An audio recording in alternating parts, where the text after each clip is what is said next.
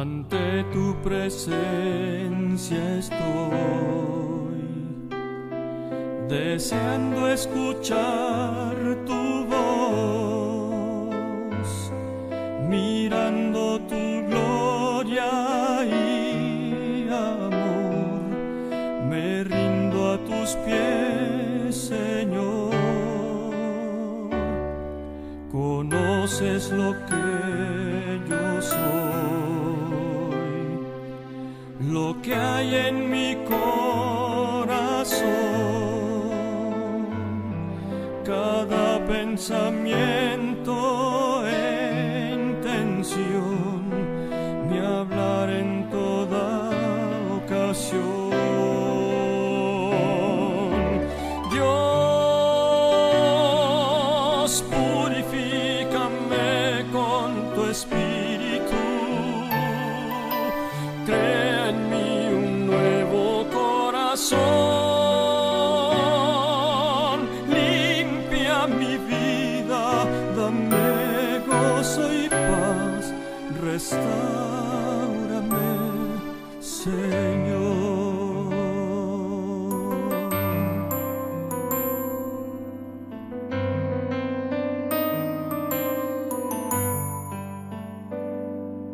Conoces lo que yo soy,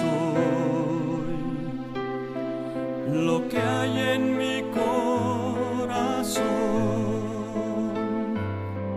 Cada pensamiento e intención, mi hablar en toda ocasión.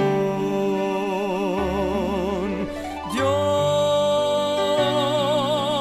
purifícame con tu espíritu, crea en mí un nuevo corazón, limpia mi vida, dame gozo y paz, restáurame, Señor. Dios, purifícame con tu espíritu, crea en mí un nuevo corazón, limpia mi vida, dame gozo y paz, restáurame, Señor, restáurame,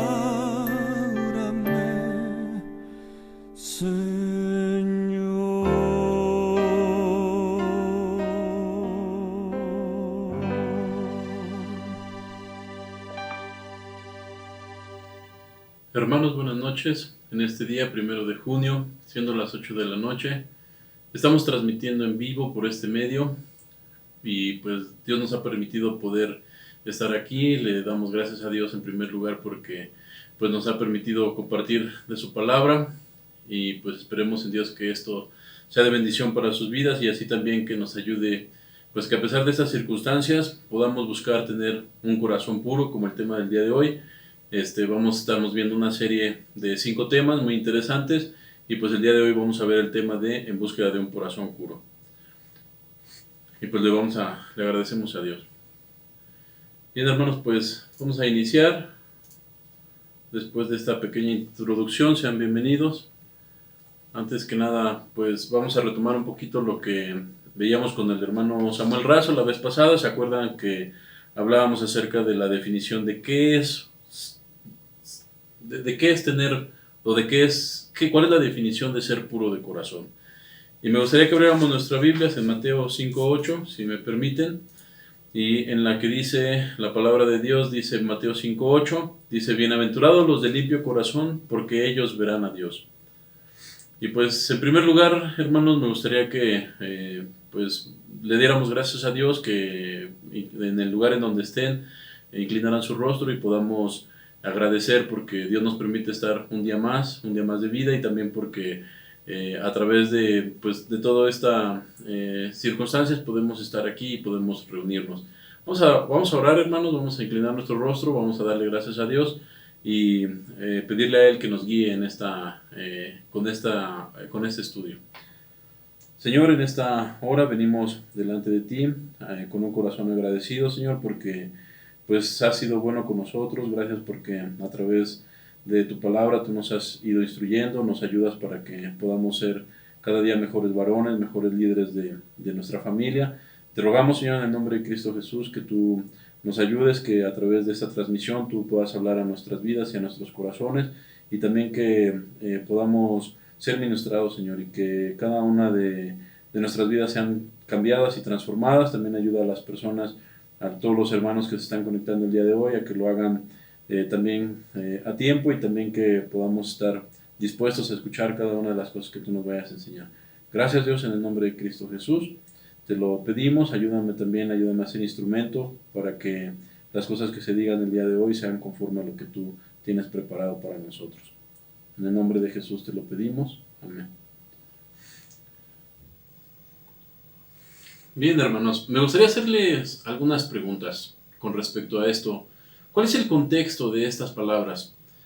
Palabras como estas no son creadas a partir de un vacío o no cayeron de manera obtusa de alguna circunstancia que existía allí en el escenario, sino que más bien emergen a partir de un contexto histórico, como todo y como todos los textos que hemos aprendido y que aprendemos a leer a través de la Biblia siempre tienen un contexto. Y en este caso, este contexto es precisamente un contexto histórico, un contexto religioso y un contexto espiritual. Este es precisamente el caso en estas palabras que nuestro Señor habló ese día en el monte, en Israel.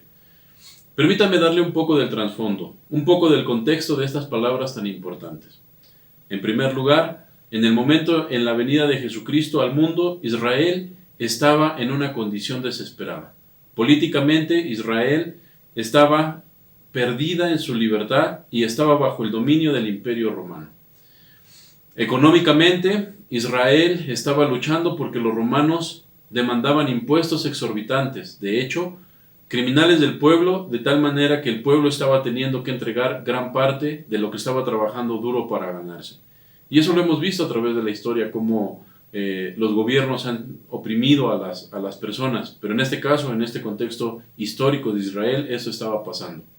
Ante el impuesto injusto, ellos pues se sentían oprimidos. Pero no obstante, hay otra parte que es de las cosas más importantes que vamos a ver el día de hoy, que es la parte espiritual. Israel también estaba en grandes problemas. Queremos enfocarnos aquí en el elemento espiritual. Por lo tanto, desde el punto de vista espiritual, el pueblo de Israel estaba cargado por la autoridad opresiva de los fariseos. Los fariseos eran los religiosos dominantes de la época. Eran los que habían malinterpretado la ley de Moisés como algo que en sí mismo era un código legal mediante el cual podían ganarse la salvación. Además de la ley de Moisés, habían añadido muchas otras leyes y reglas y ordenanzas que realmente constituían y después imponían ellos mismos. Es decir, era un sistema pues incansable, rígido, de los deberes del pueblo que realmente pues eran prácticamente imposibles de cumplir para el pueblo de Israel. Como consecuencia, el pueblo de Israel no podía vivir al nivel de las demandas religiosas existentes de esa época. Eso los dejó sintiéndose, pues de alguna manera oprimidos, eso les dejó sintiéndose frustrados y les dejó sintiéndose también culpables hasta cierto punto. La nación entera en ese tiempo salió a oír a Juan el Bautista, y en parte bien pudo haber sido debido precisamente al hecho de que él estaba predicando acerca del pecado. Recordemos a Juan el Bautista, fue uno de los antecesores de Jesucristo, y el cual él predicaba acerca del pecado. Él estaba predicando arrepentimiento. Y la gente que se estaba sintiendo culpable por su incapacidad de guardar el sistema legal que acabamos de comentar, que había sido impuesto sobre ellos, tenían miedo y estaban temerosos debido a su incapacidad de guardar la ley. Por lo tanto, habrían pensado que se habrían quedado pues fuera del reino.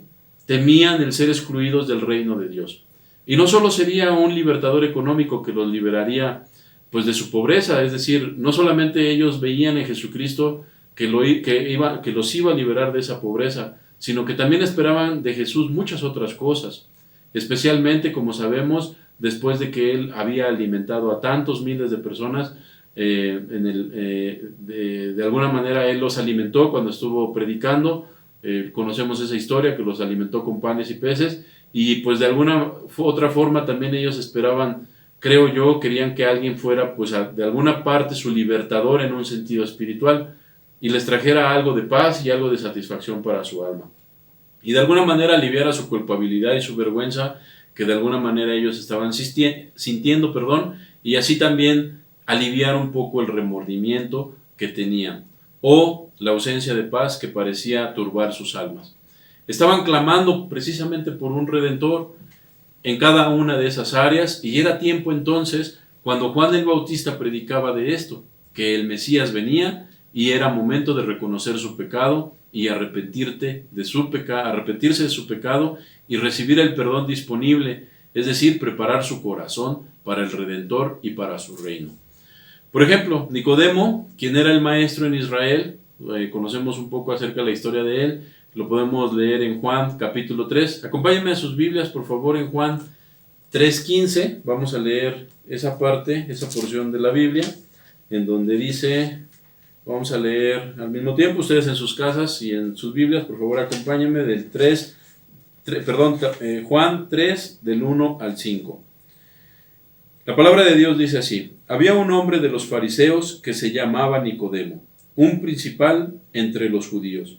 Este vino a Jesús de noche y le dijo: Rabí, sabemos que has venido de Dios como maestro, porque nadie puede hacer estas señales que tú haces, si no está Dios con él.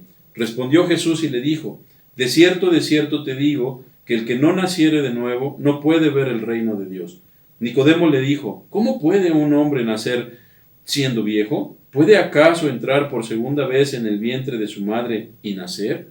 Respondió Jesús: de cierto te digo, que el que no naciere de agua y del Espíritu no puede entrar en el reino de Dios. Entonces aquí, hermanos, podemos ver cómo un fariseo, que también era un líder de los judíos, un hombre pues de alguna manera de gran estatura, de gran conocimiento respecto a la ley, vino a Jesús de noche y le dijo: Rabí, sabemos que has venido de Dios como maestro, porque nadie puede hacer estas cosas que tú haces, al menos de que Dios esté con él. Eso fue lo que le decía aquí en lo que acabamos de leer en las Escrituras en Juan capítulo 3, ¿correcto?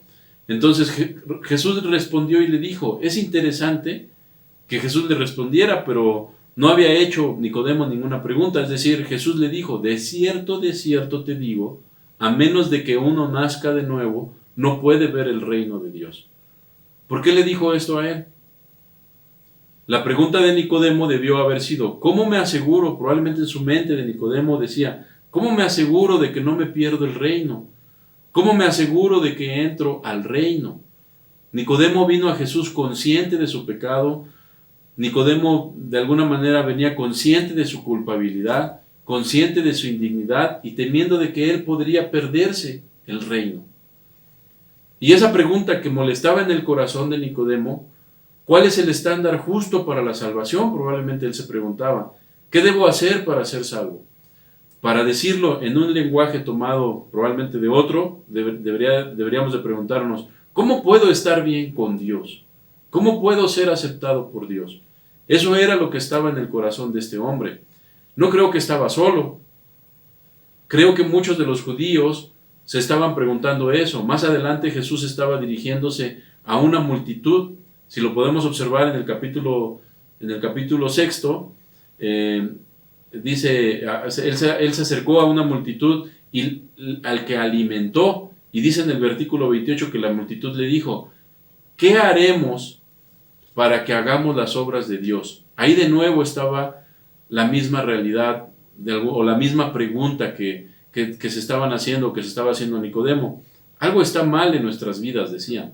Hay pecado, hay culpabilidad, hay una herida que nuestra conciencia nos presenta. Tememos que nuestros pecados nos puedan separar de Dios. En Lucas capítulo 10, no lo vamos a leer, hermanos, solamente lo vamos a referenciar, encontramos esta misma preocupación de nuevo. Saliendo a la superficie, de alguna forma la misma pregunta. Cierto intérprete de la ley habló con Jesús, buscando tentarlo, se acordarán, y él le dijo, Maestro, ¿qué haré para heredar la vida eterna? Una pregunta muy importante: ¿cómo puedo estar bien con Dios? ¿Cómo puedo conocer a Dios? ¿Cómo puedo recibir la vida eterna? Eran básicamente las preguntas que le hacían. Y en Lucas capítulo 18, el versículo 18, leemos exactamente lo mismo de nuevo. Es decir, cierto líder cuestionó a Jesús diciendo: Maestro bueno, ¿qué haré para heredar la vida eterna? Entonces, probablemente usted, hermano que me está escuchando, se pregunte también eso: ¿qué haremos para ganarnos la vida eterna? ¿Qué haremos para tener esa salvación? Y déjeme decirle que Dios es justo. Dios ha establecido un estándar justo, su ley, y la violamos. Y por mucho que tratemos, no podemos guardarla. ¿Cuál es la condición que debemos alcanzar para entrar a la presencia del Dios Santo entonces? ¿Cómo podemos ser salvos de nuestros pecados? ¿Cómo podemos estar seguros de la vida eterna? ¿Cómo podemos entrar al reino de Dios? Jesucristo había ido por toda Galilea. Ya en ese tiempo, después de este contexto y después de lo que acabamos de comentar acerca de lo que venía en Mateo, más adelante podemos verlo, que Jesús en este tiempo, ya a este momento ya había enseñado en las sinagogas. Él había estado predicando el evangelio del reino, él había estado curando todo tipo de enfermedades, el cual dice la Biblia que si pudiéramos escribir todo lo que Jesucristo hizo, no cabrían miles de hojas para que podamos escribir todas las maravillas que Jesucristo hizo. Es decir, su fama se había esparcido por todos lados. Y finalmente esta multitud masiva se congrega y sus corazones básicamente se están cargados con esta pregunta que hemos estado tratando de explicar ahorita en esta introducción. Y de aquí podemos ver en el versículo 8, donde viene la parte, dice: bienaventurados, aquí viene la respuesta, dice: bienaventurados los de limpio corazón, porque ellos verán a Dios. Entonces, esto está en Mateo, que es parte de lo que estamos viendo, Mateo 5, 8. Bienaventurados los de limpio corazón, porque ellos verán a Dios. ¿Qué es necesario para ver a Dios entonces, hermanos? Lo cual realmente es otra manera de decir: para entrar a su reino, lo que es necesario es un corazón limpio, o un corazón puro. Eso fue algo poderoso. Eso francamente fue una afirmación que lo sacudió finalmente en la historia que estamos leyendo, y que esto se traslada también a nuestras vidas. ¿Qué es lo que necesitamos? Tener un corazón limpio. Como puede ver, la gente en ese entonces, como la gente hoy en la actualidad, tiende a medirse a sí misma por lo que les rodea, y especialmente a los fariseos les encantaba hacer esto: compararse a sí mismos con otros, y de esta manera evaluarse a sí mismos como mejores que otros. Evidentemente, hermanos, si nosotros nos comparáramos con alguien, a lo mejor que desde nuestro punto de vista consideramos que tiene una condición menor a la nuestra, pues obviamente vamos a ser mejores. Y si así esa misma persona a la vez se compara con alguien más, pues también va a ser mejor. Pero no debemos de compararnos con lo que el mundo hoy nos da, con lo que el mundo hoy nos presta, con las vanaglorias de la vida, o con las cosas que vamos teniendo en el mundo. Realmente lo que debemos de hacer es que nosotros debemos de ser aceptables para Dios. Entonces el Señor, como estamos viendo, responde a esta pregunta de la gente al decir que únicamente los limpios de corazón verán el reino de Dios. Únicamente los limpios de corazón conocerán a Dios, heredarán la vida eterna, y únicamente los puros de corazón serán salvos, porque sobre ellos alcanzan el estándar de Dios. Ahora, no se me adelante y no ponga juicio. Evidentemente conocemos de la palabra de Dios que somos salvos por gracia, porque por gracia sois salvos, dice la Biblia, y es lo que nos ha enseñado nuestro Señor. Pero realmente lo que quiero tratar de explicar aquí es que esta es la bienaventuranza clave. Y alguien a lo mejor de ustedes se podría estar preguntando: bueno, si esta es la clave, ¿por qué no vino primero, es decir, antes que las otras bienaventuranzas? ¿Por qué tenemos todas estas bienaventuranzas preliminares comenzándose ahí en el versículo 3? Porque en cierta manera este es el pináculo, es decir, de cierta manera este es el centro de atención, esta es la joya primordial, y lo que vamos a hacer aquí es llegar hasta ahí. Nosotros comenzamos, como lo ve en el versículo 3, con pobreza en espíritu, reconociendo su bancarrota espiritual, y después nosotros lloramos por una condición, es decir, cuando nosotros venimos delante de Dios y reconocemos nuestro pecado y nos comparamos con un Dios santo, podemos reconocer nuestra bancarrota espiritual y podemos reconocer nuestro pecado delante de Él. Y después nos convertimos a lo mejor en ser gentiles, o mejor traducido, mansos y humildes debido a esa condición. Y después entonces nosotros estamos teniendo hambre y sed de justicia. ¿Se acuerda que hablábamos en un tema precisamente en las reuniones de varones acerca de tener hambre y sed de justicia? Entonces, parte de las bienaventuranzas son estas, ¿no? Las que estamos viendo ahorita en la presentación en sus pantallas. Y después, a lo mejor podríamos ver dentro de todas estas bienaventuranzas alrededor, que no necesariamente, o no, ¿por qué no vinieron antes? Sino lo que tratamos de, o lo que se trata de explicar ahorita en el tema es que tener limpieza en el corazón vendría siendo como la clave principal. Y eso es lo que vamos a hacer, y eso es lo que Dios demanda de parte de nosotros. Entonces la palabra del Señor realmente encaja en el flujo de todas estas bienaventuranzas. Son los limpios de corazón entonces los que se convierten en los pacificadores. En el caso, si siguiéramos leyendo en el versículo 9, son los limpios de corazón entonces en el versículo 10, que son perseguidos. Son los limpios de corazón en el versículo 11, que son insultados, perseguidos, y en contra de quienes se habla toda maldad de manera falsa. Son los limpios de corazón también en el versículo 13, que son la sal de la tierra. Son los limpios de corazón entonces en el versículo 14, que son la luz del mundo. Entonces, realmente avanzamos a esta afirmación magnífica. Ahora, la palabra bienaventurados, aquí la hemos estado traduciendo como la palabra de alguna manera feliz o gozoso.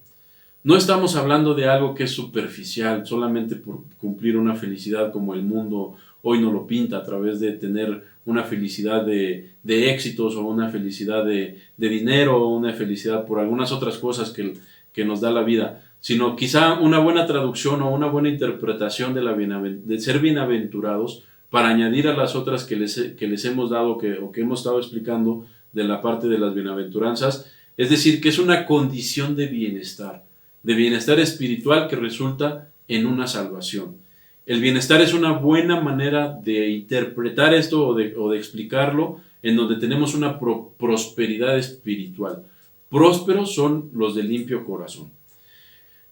Y bueno, y claro, creo que de alguna manera, si volvemos un poquito atrás, los legalistas judíos, estando de pie ese día, los legalistas farisaicos y todos aquellos que seguían su línea, fueron el objetivo directo de las palabras de Jesús, porque como usted sabe, estaban trabajando duro, y responder a la pregunta de ¿cómo realizo algún otro acto externo? Es decir, ¿cómo realizo algún acto externo que me ayude a estar delante de Dios o que me ayude a ganar la vida eterna? Y Jesús simplemente despedazó ese sistema entero con esta afirmación. Él simplemente desmanteló cualquier enfoque externo de llegar a Dios, al decir que las únicas personas que entrarán al reino de Dios, las únicas personas que experimentarán la vida eterna, las que verán a Dios, son aquellas que son limpias en su interior. ¿Por qué? Porque Dios ve el interior y ve el corazón del hombre. No ve el exterior, no ve lo que usted y yo vemos afuera o en las cosas de las personas. Eso debió haber entrado como una espada, dividiendo el alma y el espíritu, como el escritor de Hebreos lo expresa. Entonces, ¿acaso los judíos, inclusive ellos, habían fallado en no reconocer las implicaciones y hechos del Antiguo Testamento? Como el Salmo 51:6 dice, «He aquí tú amas la verdad en lo íntimo», o como dice Oseas 6:6, «No me deleito en sacrificio, sino en lealtad u obediencia». O el hombre mira lo que está delante de sus ojos, pero Dios mira el corazón. Entonces esa es la parte que nosotros debemos, en primer lugar, entender, que Dios mira el corazón del hombre. No hay cómo engañarlo. Él conoce nuestros pensamientos, Él conoce todo lo que nosotros sentimos, amamos y tenemos enfrente como prioridad.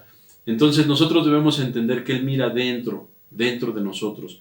Entonces, si regresamos un poquito a la parte de los textos que hemos estado viendo, ellos estaban haciendo lo imposible por concentrarse en lo externo. Y no podían hacer nada por la parte, digamos que interna. En el Salmo 24, usted tiene un retrato hermoso de esta lucha. David, conocemos un poco de la historia de David, dice que es el salmista, y él se retrata a sí mismo como un peregrino, y él va a una fiesta en Jerusalén. Este es un gran acontecimiento. Su corazón está emocionado conforme él se acerca a la gran ciudad, conforme él se acerca al gran templo. Pero conforme él se acerca en toda la euforia de la experiencia de celebrar esta fiesta en Jerusalén y estar en el templo, él es azotado con una realidad que lo humilla. Versículo 1 en el Salmo 24, Salmo 24:1 dice: de Jehová es la tierra y todo lo que en ella hay, y el mundo y todos los que en él habitan, porque él lo ha fundado sobre los mares y lo ha establecido sobre los ríos. Después entonces él se hace esta pregunta: ¿quién ascenderá al monte de Jehová? ¿Y quién estará en pie en su lugar santo, conforme él se mueve hacia Jerusalén? Y conforme él espera al entrar en el templo, él es detenido, por así decirlo, mentalmente. Y él hace la pregunta: ¿cómo voy a ser digno de entrar a la presencia de Dios? ¿Quién va a entrar ahí? Entonces, todas estas preguntas vuelven otra vez al tema de ¿cómo voy a entrar? Entonces, y él responde la pregunta porque él conoce la respuesta. Es decir, ¿a qué me refiero? No a alguien que ha guardado la ley de Dios perfectamente o a alguien que ha cumplido todos los requisitos ceremoniales, sino que más bien, dice el versículo 4, el que tiene manos limpias y ¿qué? Un corazón puro, que no ha levantado su alma a la mentira y no ha jurado engañosamente. Hermanos, cuidémonos de no tener engaño ni mentira en nuestros corazones. Parte de algunos ejemplos, pero podemos explicar en esta noche tal vez más, pero en este caso cuando David decía eso, él recibirá una bendición. Ahí está la bienaventuranza, una bendición del Señor, cuando él reconoce esta parte. Y justicia del Dios de su salvación. Ahí está la imputación, ahí está la justificación. El que Dios concede justicia divina al pecador, él recibe justicia, él recibe bendición. Sus manos están limpias y a él se le ha dado un corazón limpio. Usted ahí tiene la justificación y usted tiene ahí conversión o transformación cuando reconoce delante de Dios que ha llegado con un corazón que no es limpio, que no es agradable a Dios. Varón que me escuchas o personas que me están escuchando a través de esta transmisión, el día de hoy, a través de estas palabras que vienen y provienen de la Biblia y algunas cosas, comentarios, es que reconozcamos delante de Dios que no somos limpios de corazón. Si tú estás escuchando con atención la palabra de Dios del día de hoy, comprenderás que Dios quiere que tengamos un corazón puro, y hoy, pues de alguna manera te invito a que le conozcas a Dios, a que le conozcas a Jesucristo, que a través de su gracia Él puede salvarnos. En donde tú te encuentras, puedes reconocer delante de Él, delante de Dios, tus pecados. Y no porque quiera yo decirte que tú estás pecando, sino más bien todos somos pecadores. Romanos 3:23 dice: por cuanto todos pecaron y están destituidos de la gloria de Dios. Entonces, hermano, todos somos pecadores y todos reconocemos que estamos en una condición no buena delante de Dios. Sin embargo, Jesucristo padeció y murió en la cruz del Calvario por nuestros pecados. Eso sucedió hace pues ya 2020 años atrás, y podemos verlo históricamente, que hay libros y que hay historia en donde esto se puede constatar. Isaías 53:5 dice: mas él herido fue por nuestras rebeliones, molido por nuestros pecados, el castigo de nuestra paz fue sobre él, y por su llaga fuimos nosotros curados. Entonces este era un profeta, el profeta Isaías, el cual a través de estas palabras él presentaba a Jesucristo que iba a llegar herido a la cruz, y Jesucristo lo hizo precisamente no importando el sacrificio o importando mucho el sacrificio de Él para que nosotros pudiéramos recibir eso por gracia. Entonces no importa cuán grande sea tu pecado, hermano, ni la circunstancia, ni la cantidad, ni la condición en la que tú te sientas, Dios te ofrece su perdón gratuitamente. Busca ser de un corazón puro, limpio, como lo veíamos el día de hoy. Primera de Juan 1:7 dice, si lo buscas: pero si andamos en luz, como Él está en luz, tenemos comunión unos con otros, y la sangre de Jesucristo su Hijo nos limpia de todo pecado. ¿Cuál es tu parte entonces en todo esto? ¿Y cuál es lo que tú tienes que hacer? Confiesa con un sincero arrepentimiento toda tu maldad delante de Dios y pídele perdón a Él. Pídele perdón por todas las cosas que tú has pensado, que tú has hecho, Todos, como decíamos en Romanos 3:23, todos somos pecadores. Yo soy pecador y Dios me ha salvado y Dios ha transformado mi vida de gran manera. Y lo ha hecho solo por gracia, porque a través de ese sacrificio que Él hizo, Él me ha dado esa salvación. Y yo te invito a ti, hermano y persona que me escuchas, que tú hoy, delante de Dios, tú dejes todos tus pensamientos y todos tus pecados delante de Él y comiences a purificar y a tomar parte en esa responsabilidad que te toca y purificar tu corazón. Entonces, en el lugar en donde tú te encuentres y con tus propias palabras, tú lo puedes hacer. No necesitas algo especial. Dios te puede recibir y lo único que le tienes que decir es que te perdone y que Él te acepte y que tú aceptas a Él y le reconoces como Señor y Salvador. Juan 3:16 nos dice: porque de tal manera amó Dios al mundo que ha dado a su Hijo unigénito para que todo aquel que en Él crea no se pierda, mas tenga vida eterna.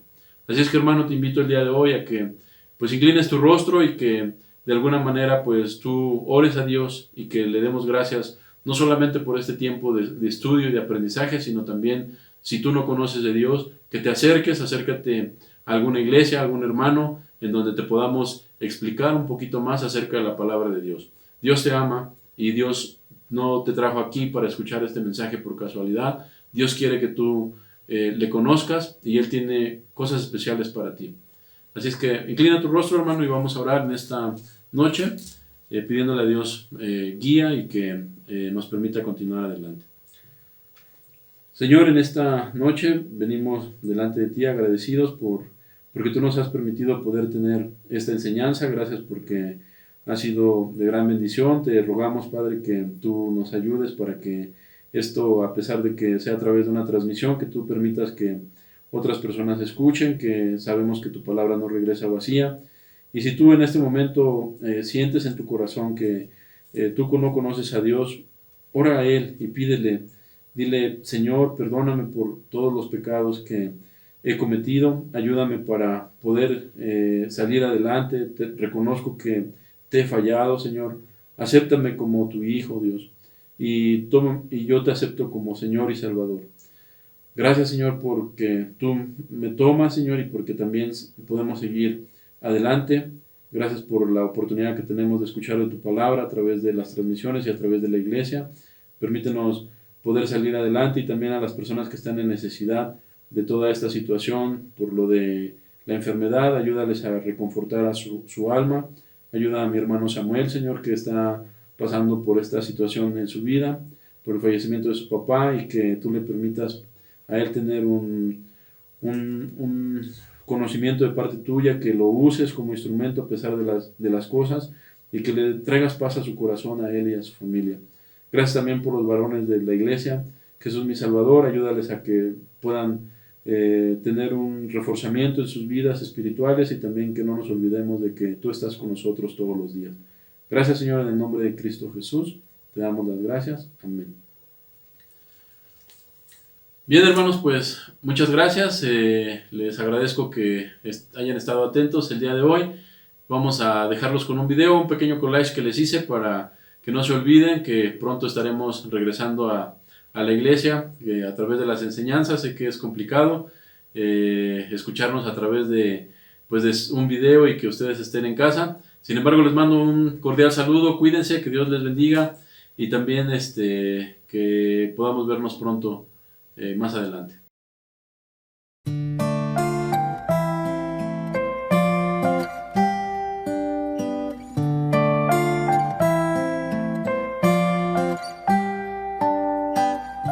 Solo anhelo contemplar el misterio de tu pasión, mi alma de tu amor saciar e imitarte con santo ardor. Tu mirada de amor, como una flecha ardiente, penetró mi corazón y me cautivó para siempre. Dame un corazón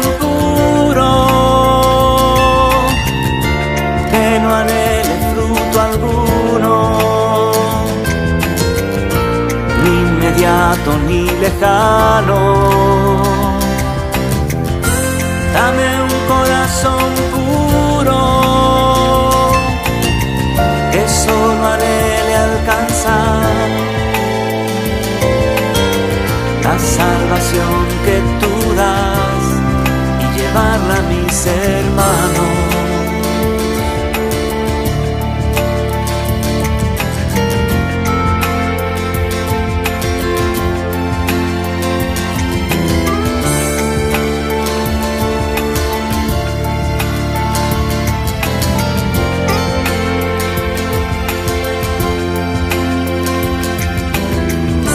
Lléname de compasión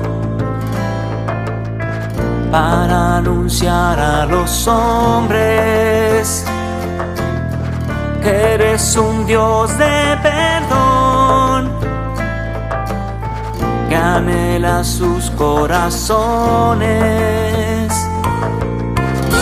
Dame un corazón puro